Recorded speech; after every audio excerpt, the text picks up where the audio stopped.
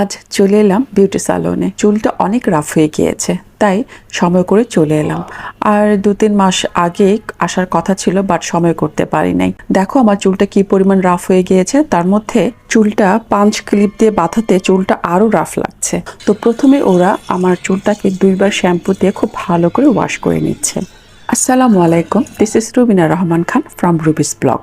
Welcome back to my another new blog. তাহলে আসো পুরো ব্লগটি দেখা যাক। তো কতক্ষণ আবার শ্যাম্পু দিয়ে আমার চুলটাকে ভিজিয়ে রেখেছিল, তারপর আবার ওয়াশ করেছে।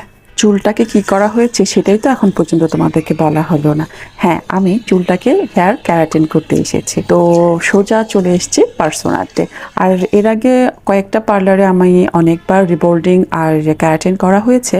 লাস্টবার আমি পার্সোনাতে করে গিয়েছিলাম, তো ওদের করার যে স্টাইলটা মানে খুব যত্ন সহকারে কাস্টমারকে ওরা দেখে, এই ব্যাপারটা আমার খুবই ভালো লেগেছে। কারণ রিবোল্ডিং আর ক্যারাটিন করলে কিন্তু চুলটা একটু হলেও কিন্তু ব্যথা লাগে, কারণ ফার্স্টবার করাতে ব্যথা লাগে নাই, তাই সেকেন্ডবার আবার সেই লোভে চলে এসছে যেন আমার ব্যথা না লাগে। তো চুলটা আমার ওয়াশ করা হয়ে গিয়েছে।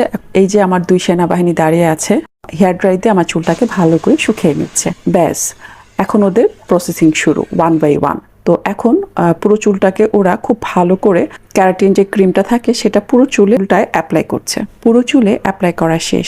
এরপর শাওয়ার ক্যাপ দিয়ে চুলটাকে আমার পুরোটা ঢেকে দিয়েছে। এখন আমাকে 1.5 ঘন্টা বসে থাকতে হবে।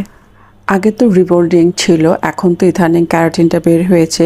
এনিওয়ে, তো দুটোই আমার অনেকবার অন্যান্য পার্লারে করা হয়েছে, বাট পার্সোনা বিউটি পার্লারের মতো সফটলি এত যত্ন করে করা আমি অন্য কোনো পার্লারে পাইনি। তো 1.5 ঘন্টার পালা শেষ। এখন ওরা এসছে, আমার চুলের যে মেডিসিনটা ওরা দিয়েছিল সেটা একটু পানি দিয়ে টয়লেট দিয়ে ভালো করে মুছে নিচ্ছে, আর খুব আরাম লাগছিল।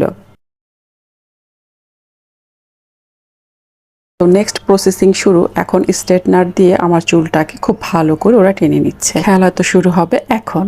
দেখো কি পরিমাণ ধোঁয়া উঠছে।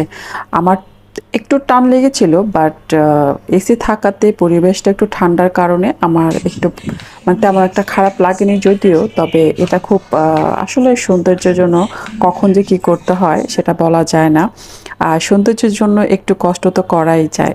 যেহেতু আমার অনেক আগে থেকে রিবোল্ডিং করা, তাই এখন আর না করলে ভালো লাগে না, তাই আর কি করা। এনিওয়ে, তো চুল স্ট্রেট করা হয়ে গিয়েছে। এই হচ্ছে স্ট্রেট করার পরে আমার লুক।